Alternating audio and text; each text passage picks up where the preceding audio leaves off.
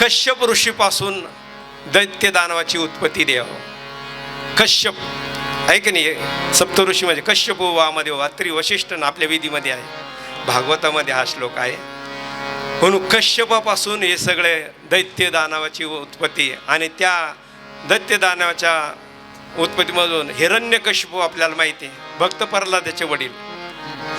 भक्त प्रल्हाद हा चौथा मुलगा हिरण्यकशिपूचा. अन्नाद अन्नाद अगाध असे वेगवेगळे नाव आहेत, त्यातलं प्रल्हाद शेवटचा चौथा. तर त्यांना एक मुलगी झाली सिंहिकी, बरं का, सिंहिकी. तिच्यापासून हे राहू महाराज झाले. पटाळ्या वाजा ना राहूचं महाराज राहू झाले द्याहो. आणि म्हणून राहू झाले, लहानचे मोठे झाले. आता हे दैत्यच आहे की नाही, राक्षस कुळात जन्म. इकडे लक्ष द्या. पुढं आपल्या सर्वांना माहिती आहे, समुद्र मंथन पटापट घेऊन टाकू 2 मिनिटात. 10 वाजले, आपल्या सगळ्याच्या पोटात 10 झाला संख्या महाप्रसाद घ्यायचं. पण आजच्या दिवशी उद्या परमश्रद्धेय स्वामी माधवगिरी बाबांचं प्रवचन आहे की नाही, प्राणप्रतिष्ठा आहे, हजारोच्या संख्येने या. उद्या बी महाप्रसाद आहे, दुपारी द्यावा, दुपारी, उद्या संध्याकाळी नाही आहे. म्हणून आजच्या दिवशी थोडे 2 मिनटं जास्त घेतले चालेल ना, टाळ्या वाजवा एकदा मग आहे का नाही. इकडं लक्ष द्या. असे राहू महाराज, इकडं समुद्र मंथन झालं. समुद्र मंथनातून आपल्याला माहिती 14 रत्न बाहेर पडले. त्यामध्ये धन्वंतरी भगवान अमृताचा चिरू घेऊन बाहेर आले. देहा अमृत घेऊन आल्यानंतर आम्हाला माहिती आहे 14 रत्न. उच्चश्राव म्हणजे घोडा कोणाला दिला, हत्ती कोणाला दिला, हे कोणाला दिलं, विष भगवान शंकराला दिलं. ऐक नाही, अमृत आता देवाला द्यायचं. इकडे लक्षात द्या हो. आणि अमृत घेऊन कोण आलं नाही माहिती, धन्वंतरी भगवान. धन्वंतरी भगवान अमृत घेऊन आले. पण हे दैत्य आता अमृत निघाल, आम्हाला द्या, आम्हाला द्या, आम्हाला द्या. आणि म्हणून अशा वेळेस विष्णू भगवंतच होते ते, लगेच मोहिनीचा अवतार घेतला. आता मोहिनीचा असा अवतार, मोहिनी म्हणजे सगळ्याला मोहन करून टाकणारी आहे की नाही. ते राक्षस सुद्धा भाळले, वा वा काय मस्त सुंदर श्री, काय मस्त सुंदर श्री. त्यांना ते अमृत प्यायचं होते, ते विसरूनच गेले. आणि त्यात चला बसा, पंगत धरायची आपल्याला. चला पंगत धरा, म्हणजे आता नाही 2 मिनिटांनी अजून. चला पंगत धरा. इकडून राक्षस लोक बसले, इकडून देव आणि दानव, म्हणजे इकडं दानव बसले म्हणजे राक्षस बसले, इकडून देव बसले, पंगत बसली. पण पहिले देवाने काय केलं, सगळ्याला सुरापाजाले केले देव. एवढ्यामध्ये हे जे राहू महाराज आहे ना, ते फार हुशार. जे हुशार माणसं आहे ना, ते राहू. किती जणाला कळलं पाहिजे माहिती आहे, लई चालाकी. अरे हातात 2 चोरू कसे, आता मोहून टाकले, बाकीचे मोहिले, पण हे राहू नाही मोहिले. त्यानं 2 चोरू कसे, छन वाजे पग पैंजनी, छन वाजे पग पैंजनी. असे छन पाय ते घुंगरण हे ते काय मोहिनी रूप घेतला असेल देवाने आहे का नाही. देवाला बोलवलं, चला मी सगळ्याला वाढते. आणि वाढते म्हणल्यानंतर 2 चोरू कसे काय आले, देवाने लगेच 2 चोरू केले. एक दारूचं आहे का नाही, म्हणजे सुरा म्हणजे दारूचं, आणि एक अमृताचं. ते बाजूलाच ठेवलं. ते पाहिलं राहूने, लई चालाकी राहू. त्याने पाहिलं हे काऊन बाजूला ठेवलं, आणि याने दारू पाजवले. राहू लगेच ह्या देवाच्या पंक्ती जाऊन बसले. एवढे चालाकी. राहू चंद्राच्या आणि सूर्याच्या आणि चंद्राच्या मध्ये जाऊन बसले. आणि बाकीच्याला दारू म्हणजे सुरा पाजून दिली, ते गुंग झाले. आणि मी इकडं मग देवाला अमृत पाजायला लागले. सूर्यनारायणपासून सुरू केले. 7 ग्रह होते ना, त्या 7 ग्रहामध्ये नाही का, सूर्य, चंद्र, मंगळ, बुध, गुरु, शुक्र आणि शनी, एवढे 7च ग्रह होते. तर हे असुर म्हणजे राहू त्यांच्यामध्ये बसल्यानंतर, आता पंक्तीला बसल्यानंतर पंक्तीभेद करू नये, पंक्तीभेद करू नये द्यावं. याला एवढं वाढन, त्याला तो आपला नाही म्हणून आपण काय करतो आहे का नाही, थोडंसं कमीच करतो का नाही. कमी बुद्धीचे लोक आहे का नाही, कमीच वाढ. अहो द्या ना त्याला, तुम्ही वाढू राहिला ना, पंक्तिभेद कधी करू नका द्यावं. इकडं पंक्तिभेद देवाने केला नाही द्यावं म्हणून हे सांगायचं मला. आणि अमृत वाढायला लागले, सूर्यनारायणला दिलं त्यांनी पिऊन घेतलं आहे की नाही. आणि इकडं मधीत लगे कोण राहू बसेल त्याला दिलं आणि त्यांनी लगेच पटकन पिऊन घेतलं. दिलेला प्रसाद लगेच पटकन पिऊन घेतला पाहिजे, नाहीतर आम्ही कोणाला दिला आणि प्रसाद घरी घेऊन जातो बायकोला पोरायला येईल. अरे तुम्हाला दिलाय तो प्रसाद, तुम्ही त्यांच्याच आहे ना का दुसऱ्याची. येतं ना लक्षात, येतं ना. हे लक्षात येण्यासाठी तुम्हाला सांगतो, प्रसाद दिला तो आपणच खायचा द्यावं, दुसऱ्याला द्यायचं नाही द्यावं. म्हणून पहा ना, हे राहून शिकून घ्या, ही चालाकी शिकून घ्या. पटकन खाऊन घेतला. इकडं पहा रामायणामध्ये काही मातानं आहे का नाही, मी सुंदर असून राजा दशरथाची प्रिय असून मला अगोदर दिला नाही, कौशल्याच दिला. आता ती मोठी होती म्हणून दिला. तिला वाटलं मी सुंदर आहे लाडकी म्हणून मला देते ना अगोदर, आणि म्हणून प्रसाद नाही घेतला. प्रसादाचा आवेर प्रसाद दिला पण घेतला नाही. आणि मग पिंड घारीने झडपला आणि अंजनी मातेला नेऊन दिला. ते दिलं बसली रडत मग गोटमोडीत, मला नाही असं.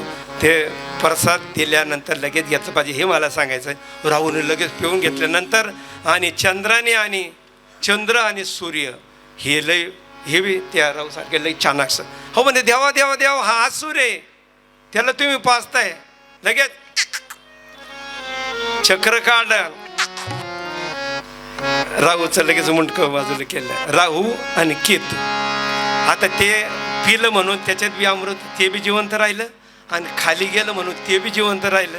म्हणून द्यावं राहू आणि केतू असा जन्म द्यावं. म्हणून आता 10 वाजले. सांगायचं तात्पर्य काचे राहूची आणि केतूची. तरी अजून 5 मिनटं घेणार तुम्ही. देव राहूची दशा केतू 1-5 मिनटं फक्त, जास्त नाही. टाळ्या वाजा. आणि मग सगळ्या पदार्थ देवा हो.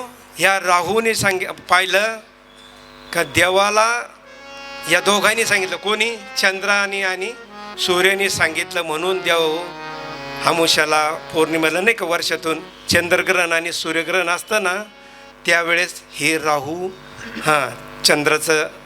राहूचं ग्रहण लागतं देव. म्हणून चंद्रग्रहण आणि सूर्यग्रहण देव हो त्यांना त्रास होतो, देवाला त्रास होतो. आणि मग माणसं म्हणतात आम्ही एवढं चांगलं करतो, चांगल्या माणसालाच का त्रास होतो? चांगल्या माणसाला का त्रास होतो? चांगल्या माणसाला त्रास झालाच पाहिजे.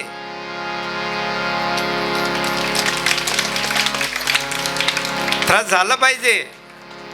माणसाला ते त्रास नकोय.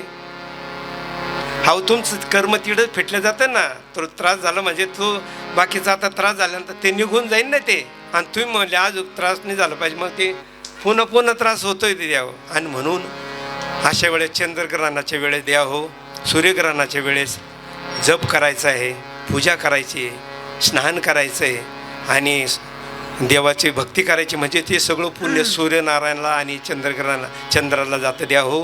आणि त्यांचं ते दुःख कमी होतं द्या हो. असं दुःख कमी करण्यासाठी मदत करा द्या हो. सांगतात बघ असं राहू आणि केतूंचा आणि जन्म झालेला आहे.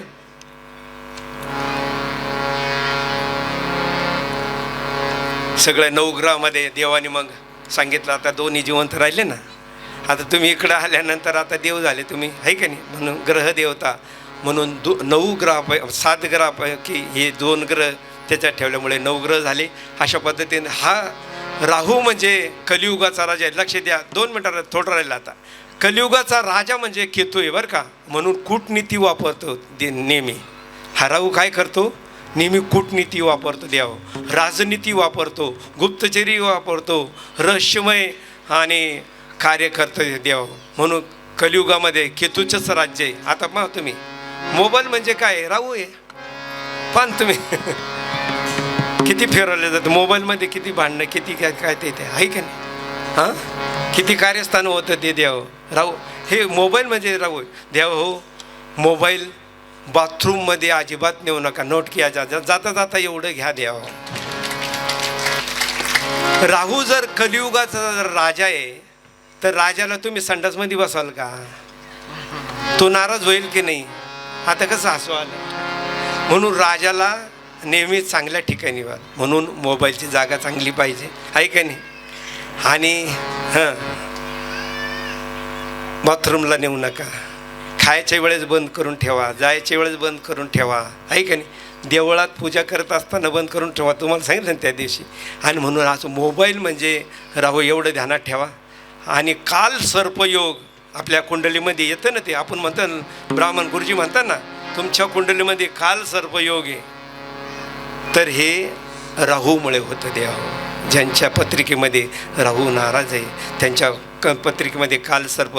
आणि मग तो राजाचा भिकारी होऊन जातो. देव राजा जरी असला ना भिकारी, मग माणसं म्हणतात ना, लय होतो सगळं गेलं, आहे का नाही. भिकारी झालं का म्हणून केवळ कुंडलीमध्ये काल सर्प योग हे ते देव ज्यांच्या कुंडलीमध्ये काल सर्प असलं ना, आणि मग राजाचा भिकारी होऊन जातो देव. म्हणून त्यांचा मंत्र ओम राम ह्रीं ह्रोम साहा राहावे नमः असा 18,000 जप करायचा आहे.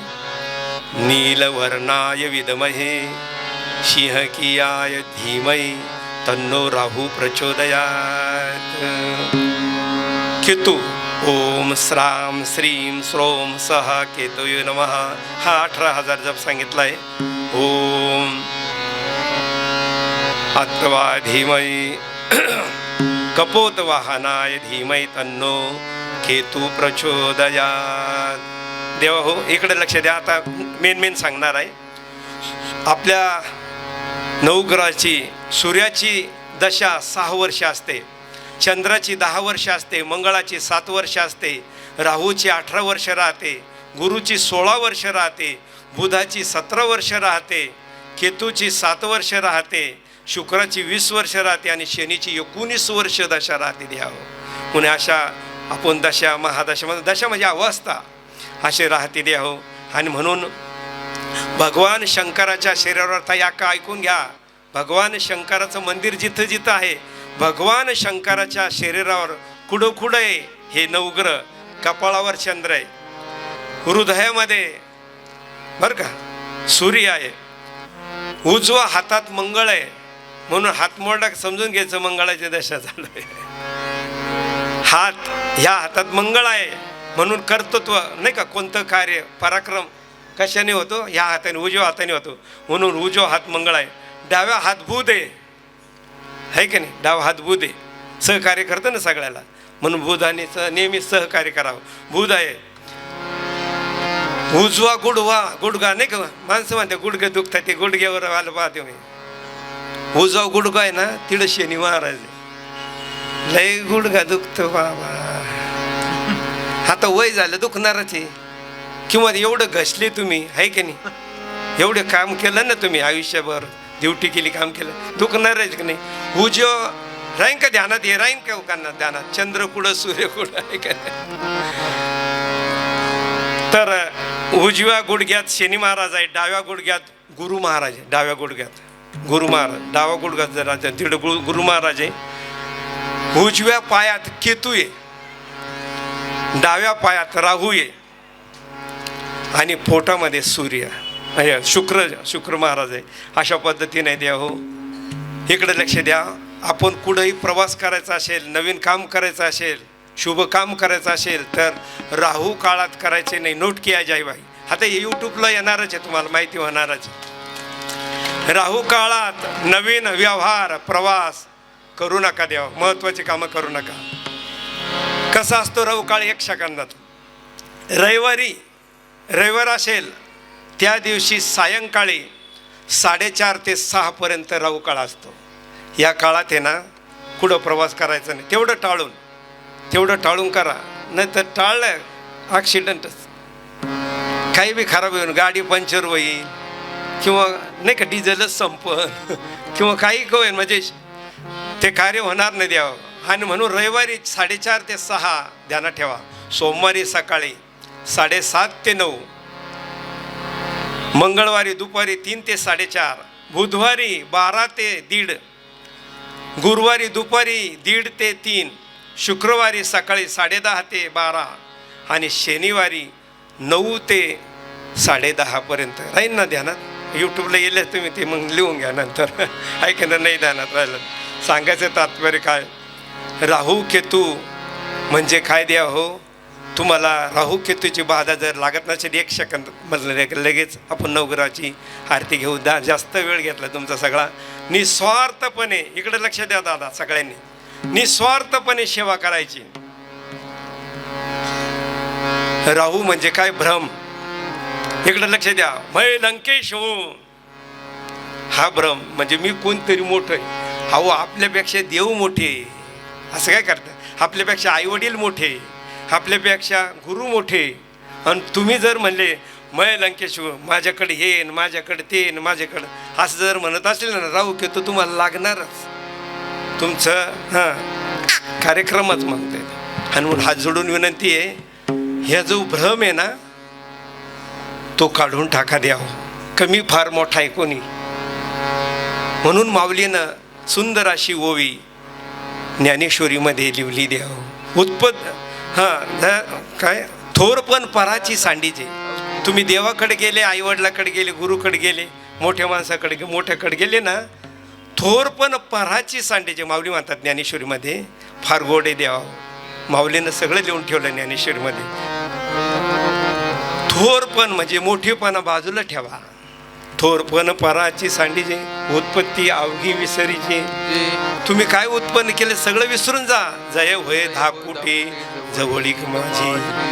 देवाजवळ जायचं असेल तर तुम्हाला लहान व्हावं लागेल. तुका म्हणे जाणन व्हावे लहान होणे लहान. आणि तुम्ही जर गर्व अभिमान केला तर देवाजवळ जाऊ शकत नाही. आणि म्हणून तुकोबाराय म्हणतात, लहानपण दे गा देवा, लहानपण दे गा देवा, जया अंगी मोठेपण तया यातना कठीण. जे जे मोठे ना त्यांना काय यातना असते देवा ते सांगत नाही एवढंच. आणि माणसाला तर मोठेपणाची फार हवा असते.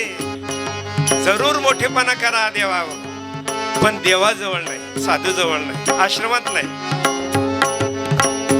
जया अंगी मोठेपणा तया यातना कठीण. लहानपण दे गा देवा, लहानपण दे गा देवा. बस. अर्धकाय महावीर्य चंद्रादित्य विवर्धनम चिका गर्भ संभूतं तं राहु प्रणम्यहं. बलशा पुष्प संकाशम तारकाग्रह मस्तकम रौद्रम रौद्रात्मकम घोरम तम केतु प्रणम्यहं. अशा पद्धतीने हे नवग्रहाचं स्तोत्र आहे. इकडे लक्ष द्या द्या हो. आपला राहू केतू ठीक करायचा असेल तर, चांगलं करायचं असेल तर, अशा जिथं जिथं मंदिराचं काम चालू आहे, जिथं जिथं देवाचं काम चालू आहे, धार्मिक काम चालू आहे, जिथं मंदिर करताय, आश्रम करतायत, अनुष्ठान आहे, यज्ञ आहे, म्हणजे जे जे काही विशेष म्हणजे मंदिराचं काम, तिथं जर आपण दान दिलं द्यावं. आता मानीला मंदिर चालू आहे द्यावं. बघा तुम्हाला ज्यांना चांगले आपले राहू केतू आहे की नाही ठीक करायचं असेल, चांगलं करायचं असेल तर कोणालाही मदत करा द्यावं. गरीबाला मदत करा. आणि कोणाबद्दल बोलू नका द्यावं. कोण कसं आहे ते पाहू नका द्यावं. सर्व ग्रहामध्ये आपण म्हणतो माझे अमुक ग्रह खराब आहे, तमुक ग्रह खराब आहे, होऊ द्या, सर्व ग्रह खराब होऊ द्या, पण आपली वाणी जर चांगली असेल, म्हणजे कोणाला जर चांगलं बोलत असेल, आपण मदत करत असेल, काम करत असेल, तर कोणताही ग्रह आपल्याला काही करणार नाही, आशीर्वादच देईल. एवढं बोलून या ठिकाणी नवग्रह कथा समाप्त करूया.